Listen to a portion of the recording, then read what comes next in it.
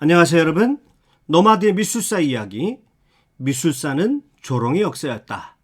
영상 제목이 좀 기분 나쁘죠? 우리가 흔히 현대미술은 피카소로부터 시작되었다고 말합니다. 그래서 현대미술은 이 피카소의 업적을 뛰어넘기 위한 과정에서 발전한다, 이렇게 말할 수가 있는데요. 그런데 미술사가 피카소까지 이르기 위해서는 르네상스 이후에 시작된 소위 고전주의적 전통을 뛰어넘기 위한 아주 고통스러운 시기를 겪어야 했습니다. 고전주의적 전통과 다른 그림을 시도하는 것 자체가 엄청난 비난과 조롱의 대상이 되어야 했습니다.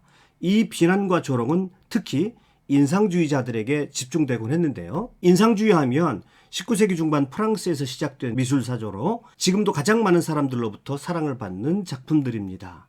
그리고 인상주의 때부터 비로소 현대의 모든 미술사조들의 뿌리가 시작되었다라고 보아도 과언이 아닐 정도로 미술사에 있어서 아주 중요한 전환점을 만들어냈던 사조입니다. 그러나 처음부터 사람들에게 환영받지는 못했습니다. 오히려 인상주의는 온갖 비난과 조롱 속에서 성장한 사조였습니다. 1874년 4월 15일 제1회 인상주의 전시회가 파리의 한 사진가의 스튜디오에서 열렸습니다. 인상주의라고 하는 새로운 미술사조가 정식으로 시작된 것이죠. 이때 이 전시회에 참여한 젊은 작가들의 면면을 보면 그 이름만으로도 우리를 설레게 하는 쟁쟁한 화가들입니다. 모네, 드가, 피사로, 모리조, 르누아르, 시실레, 까이버트, 세잔. 그러나 제1회 인상주의 전시회는 역사상 가장 조롱받는 전시회였습니다. 사람들은 아예 정말 어쩜 이렇게 그림을 못 그릴 수 있나 조롱하기 위해서 전시회에 온 것 같았습니다. 제1회 인상주의 전시회를 대표하는 작품이 바로 너무도 유명한 모네의 인상해돋이라는 작품이죠. 이 인상이라는 작품명에서 인상주의라는 화파 이름이 만들어졌는데요. 사실은 이 말은 아주 조롱 섞인 말이었죠.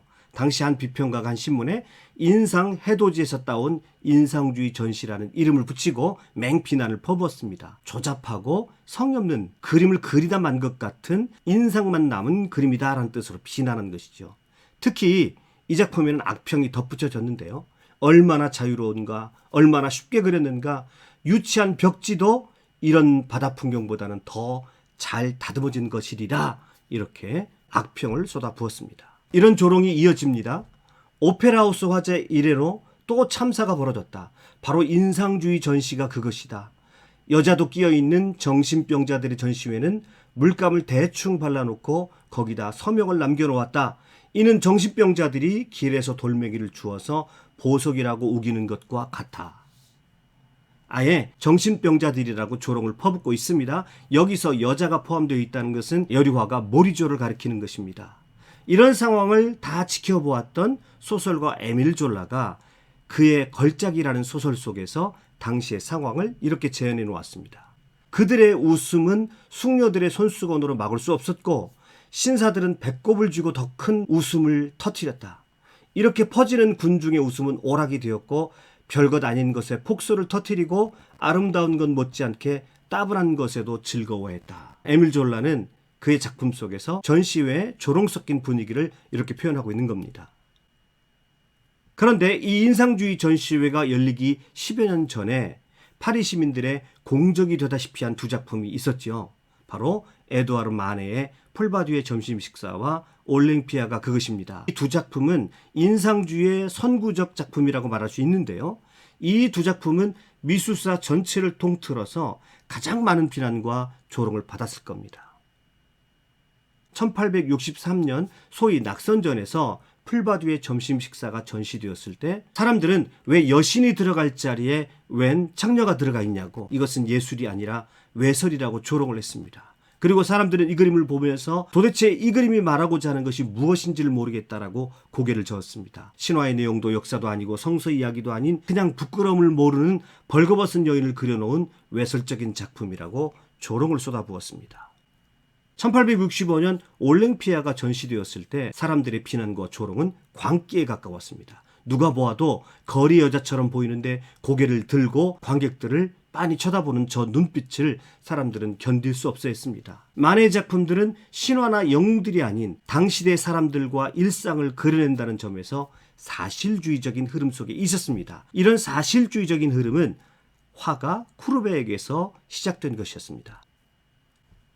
만의 작품들이 전시되기 약 10여 년 전, 그러니까 제1회 인상주의 전시회가 열리기 30년 전에 쿠르베의 목욕하는 여인이라는 작품이 살롱전에 입선되어 전시되었을 때 그때도 역시 난리가 났었습니다. 벌거벗은 여인에게서 우아한 여성미보다는 억센 근육이 더 눈에 들어옵니다. 역시 사실주의의 창시자답게 쿠르베는 일상에서 만날 수 있는 평범한 여인을 이상화시키지 않고 아주 사실적으로 잘 그렸습니다. 그런데 도대체 이런 그림을 왜 그리냐? 이건 역사와도 인물화도 풍경화도 아닌 아주 저급한 풍속화다라고 사람들은 맹비난을 이 그림에 퍼부었습니다. 나폴레옹 3세는 살롱전에 출품된 이 그림을 보고 불경스럽다고 채찍으로 화면을 내리쳤습니다. 결국 이 누드화는 철거당하고 말았습니다. 그리고 그 이후에 쿠르베는 살롱전에서 철저하게 배제당하고 말았습니다.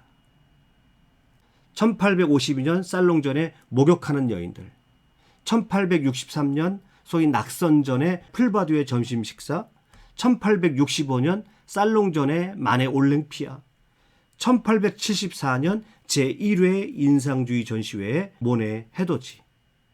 이렇게 신화나 영웅 이상화된 여신들이 아니라 평범한 일상이, 그리고 사람들의 일상의 사실적인 모습들이 그림의 대상이 되고 주제가 되어 그려지는 동안 장장 30년 동안 사람들은 조롱하고 비난하고 터부시했습니다. 반대로 이런 일상을 주제로 한 그림을 그리면서 30년 동안을 화가들은 계속 조롱과 편견에 맞서 싸워야 했습니다. 화가들도 대단하고 사람들이 가지고 있는 고정관념과 편견도 대단한 것 같습니다. 그러면 당시 미술의 중심이었던 프랑스 파리 사람들이 언제부터 인상파를 인정하고 받아들였을까요? 약 10년이라는 세월이 더 필요했습니다. 인상주의 전시회는 그 후 8회까지 진행이 되었는데요. 좋은 평가와 좋은 대접을 받지 못했습니다. 그런데 인상주의 그림에 대한 평가의 반전은 1887년 이후에 미국 뉴욕에서 개최되었던 인상주의 전시회가 대성공을 거두게 되면서 시작이 되었습니다. 인상파 그림들을 미국의 부호들이 대량으로 매입하기 시작한 것입니다. 그러자 그제서야 프랑스에서도 인상주의 그림에 대한 재평가가 이루어지고 그 가치를 인정하게 됩니다. 인상주의가 가장 인기 있는 그림들이 되기 위해서 지독한 조롱과 비난, 편견과의 싸움이 있어야 했습니다. 사실 미술사는 조롱의 역사였습니다. 많은 미술사조의 명칭들이 조롱의 의미로 사용되었던 단어들이었습니다. 바로크 이후에 등장한 신고전주의가 그 이전의 사조를 비판하기 위해서 바로크라는 단어를 사용을 했습니다. 바로크는 바로 찌그러진 진주라는 뜻을 가지고 있습니다. 신고전주의 또는 고전주의가 가지고 있는 형식을 깨트린 왜곡된 그림이라는 뜻이죠. 9세기 후반부터 12세기까지 중세 유럽을 대표하는 건축 양식을 일컬어서 로마네스크 양식이라고 부릅니다. 피사의 사탑이 보여주는 것 같이 로마식 아치들을 그 특징으로 합니다. 그래서 로마에서 유래한 건축 양식이다라는 뜻을 가지고 있습니다. 그러나 로마에서 유래했다는 것이 내포하는 것은 어설프게 로마식 흉내를 냈다라고 하는 조롱이 섞여 있습니다. 여기도 기준이 있습니다. 르네상스 양식과 비교했을 때 그렇다는 것입니다. 항상 다른 사조를 비난하고 조롱할 때 사용되는 기준은 고전주의 또는 신고전주의, 르네상스적인 가치들이었습니다. 조화와 균형, 이상적인 아름다움 등을 최고의 가치로 여기는 고전주의적 사조들입니다. 또 로마네스크 건축 이후에 13세기부터 르네상스 시기까지 고딕 양식의 건축물들이 많이 지어지기 시작했습니다. 하늘 높은 줄 모르고 올라가는 이런 첨탑들이 대표적인 특징이죠. 그런데 이 고딕이라는 말도 역시 조롱의 의미가 들어가 있습니다. 이 고딕이라는 말은 고대 로마가 멸망해 갈 때 동쪽에서 유럽으로 가장 먼저 쳐들어왔던 야만 게르만족 고트족에서 나온 것입니다. 그러니까 한마디로 야만스럽다라고 하는 뜻을 가지고 있는 것이죠. 이 쾰른 성당과 같은 이런 건축들은 조화와 균형을 중시하는 르네상스 건축에 비하면 야만스러운, 아무런 생각도 없이 위로만 높이 올라서 비율을 깨트려버린 그런 작품들이다라고 하는 조롱을 담고 있었던 것입니다. 앙리 마티스로 대표되는 야수파에서도 그 야수파라는 이름 역시 그 강렬한 색채 때문에 야수와 같다라는 조롱이 섞인 이름이었습니다. 미술사는 조롱의 역사다라고 말했을 때 이 말을 뒤집어 보면 미술사는 혁신의 역사다라고도 말할 수가 있겠습니다. 혁신은 그냥 이루어지는 것이 아닌 것 같습니다.